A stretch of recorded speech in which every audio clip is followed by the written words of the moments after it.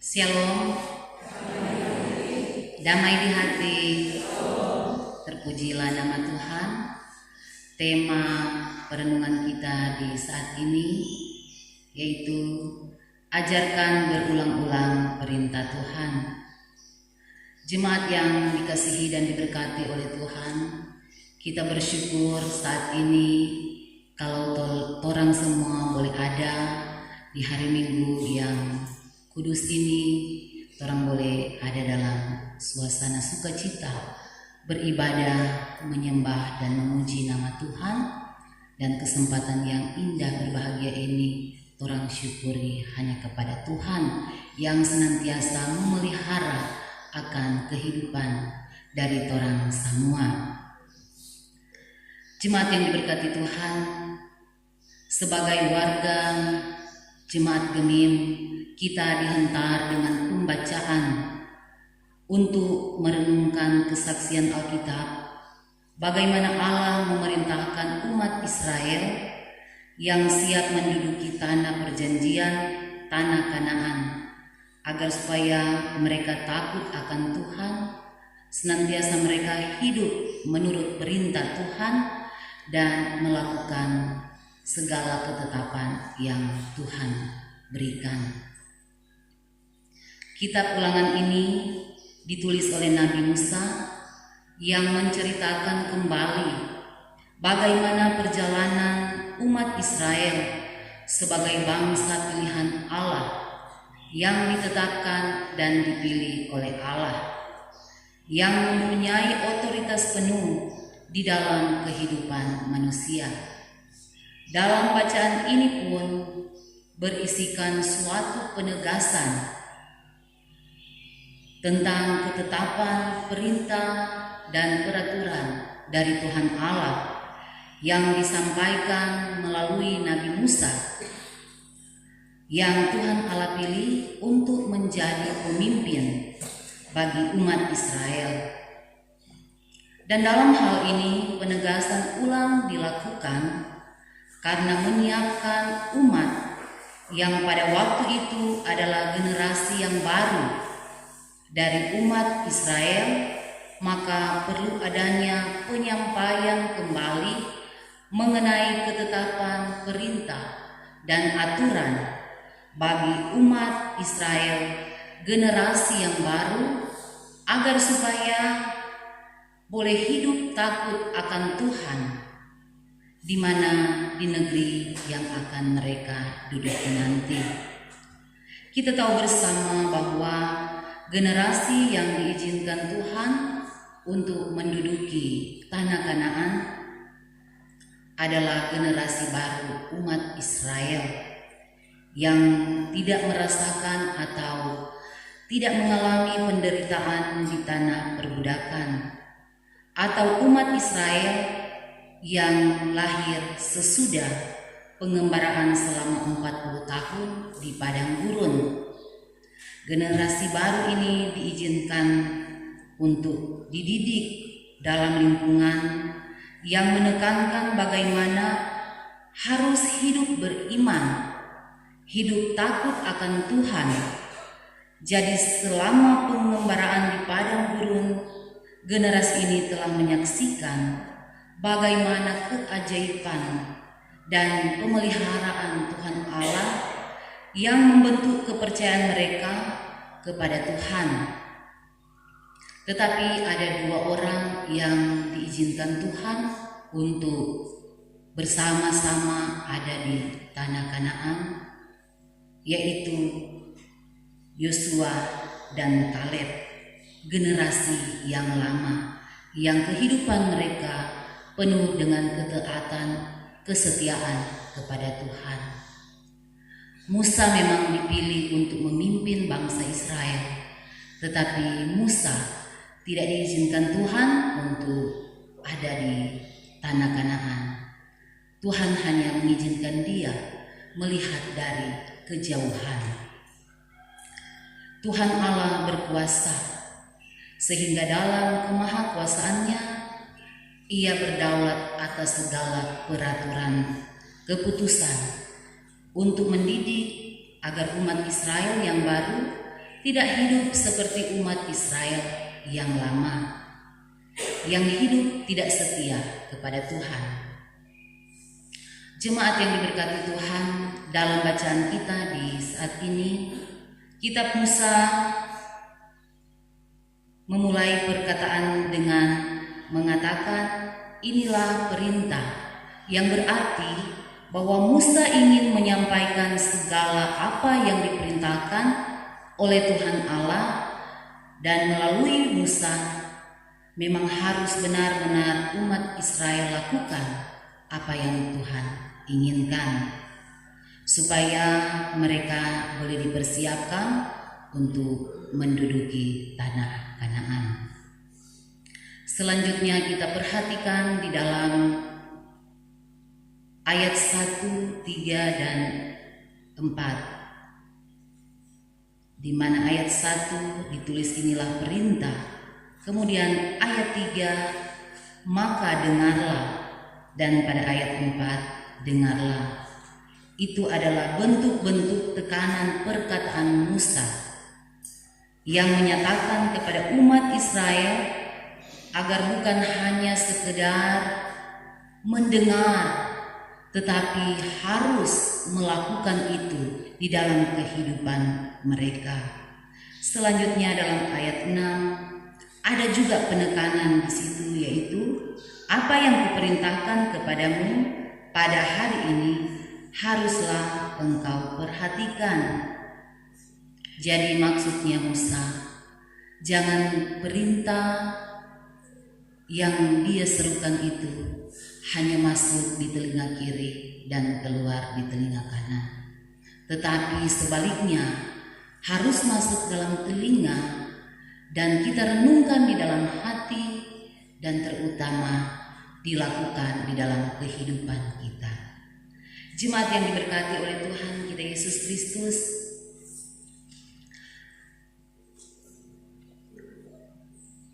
melalui Nabi Musa juga mengingatkan umat Israel untuk senantiasa hidup di dalam kekudusan, setia untuk mau melakukan kehendak Tuhan, karena mereka akan menjumpai di tanah Kanaan kehidupan yang berbanding terbalik dari apa yang Tuhan inginkan untuk mereka lakukan. Pada ayat 1-3 mau menyatakan kepada umat Israel, ketika mereka melakukan perintah, ketetapan, peraturan yang disampaikan oleh Tuhan melalui Nabi Musa, mereka harus melakukan itu seumur hidup mereka.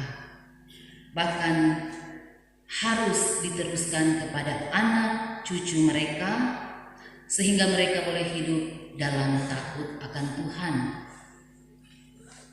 dan mereka boleh berpegang kepada perintah.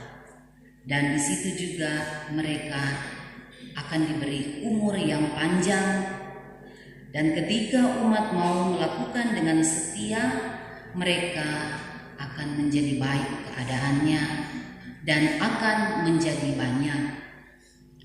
Saudara-saudara, ketika mereka hidup dalam ketaatan dan kesetiaan kepada Tuhan, maka panjang umur pasti Tuhan berikan. Tuhan akan memberkati keadaan mereka dan akan memberkati keturunan mereka juga. Sangat luar biasa janji Tuhan yang Tuhan berikan jika umat Israel mau melakukan kehendak Tuhan.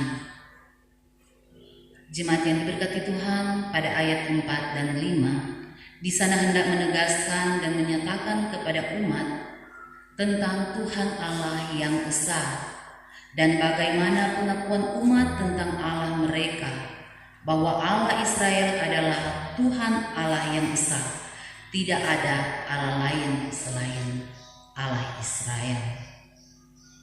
Dan di dalam ayat 5, kasihilah Tuhan Allahmu dengan segenap hatimu dan dengan segenap jiwamu, dengan segenap kekuatanmu. Wujud mengasihi Allah bukan soal perkataan, tetapi bagaimana perasaan yang membangkitkan ketaatan, kesetiaan untuk hidup yang baik menurut Alkitab. dan komitmen penuh akan hal itu membawa pada pengabdian kepada Tuhan Allah secara nyata dalam kehidupan setiap hari. Jemaat yang diberkati Tuhan, dalam ketaatan dan kesetiaan tentunya perlu adanya aksi nyata, sehingga pengakuan tersebut tidak hanya menjadi pengakuan yang kosong belaka dan tidak memiliki arti apa-apa. Musa kembali mengingatkan umat Israel untuk supaya diperhatikan dan selalu ingat, maka hal yang perlu dilakukan adalah menyampaikan berulang-ulang, yang artinya perintah dan ketetapan harus terus-menerus disampaikan, baik kepada orang lain maupun kepada keturunan mereka, agar supaya perintah dan ketetapan ini tidak akan mereka lupakan, tetapi dapat terus diingat oleh keturunan mereka. Ayat 7 menyatakan bahwa ketika di dalam rumah, ketika dalam perjalanan, ketika berbaring dan ketika bangun, hal ini mau menyatakan bahwa dalam segala aktivitas tidak membatasi kita untuk memperkatakan tentang perintah dan peraturan daripada Tuhan Allah. Selanjutnya dalam ayat 8 dan 9, haruslah juga engkau mengikatnya sebagai tanda pada tanganmu, dan haruslah itu menjadi lambang di dahimu, dan haruslah engkau menuliskannya pada tiang pintu rumahmu dan pada pintu gerbangmu. Hal tersebut bertujuan yaitu bahwa kita harus berupaya dengan segala cara untuk menggerakkan diri kita ini, untuk mengakrabkan diri kita ini kepada Allah, sehingga kita siap menggunakan kesempatan yang diberi oleh Tuhan untuk menahan kita dari dosa dan membimbing kita serta membuat kita melakukan kewajiban kita kepada Tuhan. Firman Tuhan haruslah menjadi seperti sesuatu yang dilukiskan di telapak tangan kita, sehingga kita harus melakukan, yang selalu ada di hadapan kita. Tersirat juga dalam perintah ini bahwa kita tidak boleh malu untuk mengakui kepercayaan kita terhadap Tuhan, dan kita harus mengakui bahwa diri kita ini berada di dalam kendalinya Tuhan. Hendaklah firman Tuhan tertulis di gerbang kita, dan biarlah setiap orang yang lewat di depan dapat membacanya, bahwa kita meyakini Tuhan Allah sajalah yang menjadi pusat kehidupan kita. Saudara-saudara yang diberkati oleh Tuhan kita Yesus Kristus, apa makna firman yang hendak kita mau ambil pada perenungan saat ini? Yang pertama, takut akan Tuhan adalah prinsip utama kehidupan bagi orang sebagai orang percaya. Tanpa takut akan Tuhan, tentu sia-sialah akan kehidupan kita.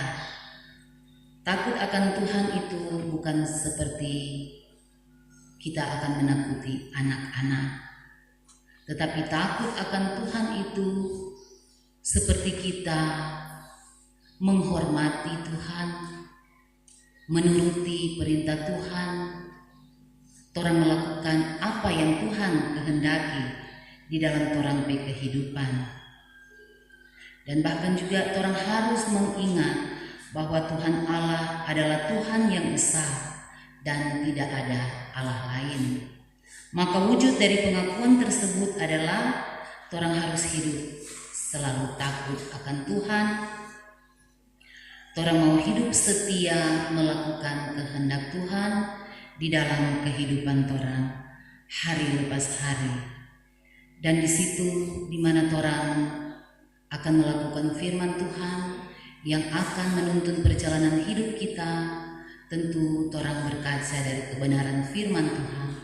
Mari orang patuh, taat, setia membaca firman Tuhan di dalam kehidupan setiap pribadi kita, di rumah, bahkan pun torang mencari kebenaran firman Tuhan itu seperti di saat ini torang boleh ada di dalam persekutuan beribadah memuji dan memuliakan nama Tuhan. Di situ kita akan banyak menerima nasihat, ajaran, perintah yang Tuhan boleh beri dalam kehidupan kita, dan itu akan menjadi pola hidup, dasar hidup bagi kita sebagai orang percaya. Hal kedua, mari orang menjadi pewarta firman Allah. Mulai dari keluarga kita, karena dari keluarga inilah pengajaran itu diberikan. Maka firman yang telah disampaikan oleh Musa bahwa harus disampaikan berulang-ulang. Berulang-ulang orang menyampaikan kepada anak-anak, cucu-cucu kita, kepada orang dimanapun kita pergi berada, bersama-sama dengan kita. Mari orang tetap terus menjadi contoh teladan. Jangan orang hanya mau suruh-suruh anak-anak cucu kita untuk taat setia baca firman, taat setia datang beribadah, tetapi orang pribadi sendiri tidak melakukan hal seperti itu. Karena di zaman sekarang tidak sedikit juga orang tua yang merasa acuh tak acuh dengan peribadatan, sangat disesali ketika ada dijumpai orang tua, oma, mama, papa yang malas untuk mencari Tuhan di dalam persekutuan ibadah. Karena di zaman sekarang, zaman 4.0, dan kita akan memasuki zaman 5.0, di mana kehidupan kita sudah dikuasai oleh alat-alat kecanggihan teknologi yang bisa saja akan menjerumuskan kehidupan kita, kehidupan anak cucu kita, kalau orang yang tidak mau didik dari sekarang secara berulang-ulang. Kenapa harus berulang-ulang? Karena kalau tidak diulang-ulang, kemungkinan akan lupa. Seperti kalau ada seruan untuk ibadah cuma satu kali mau sampaikan, kadangkala sebagai manusia orang lupa. Maka di saat ini diserukan untuk diulang-ulang supaya perintah, ketetapan, aturan daripada Tuhan tidak akan pernah dilupakan sampai kepada anak cucu kita nanti. Sehingga tempat peribadatan seperti gereja akan selalu dipenuhi oleh orang-orang yang rindu mencari firman Tuhan, yang rindu mencari Tuhan. Tidak seperti di luar negeri, kota-kota besar, oleh karena keinginan daging, ingin meraup keuntungan untuk pribadi sendiri, hidup materialis, mengejar kesenangan duniawi, sampai orang juga lupa itu ibadah.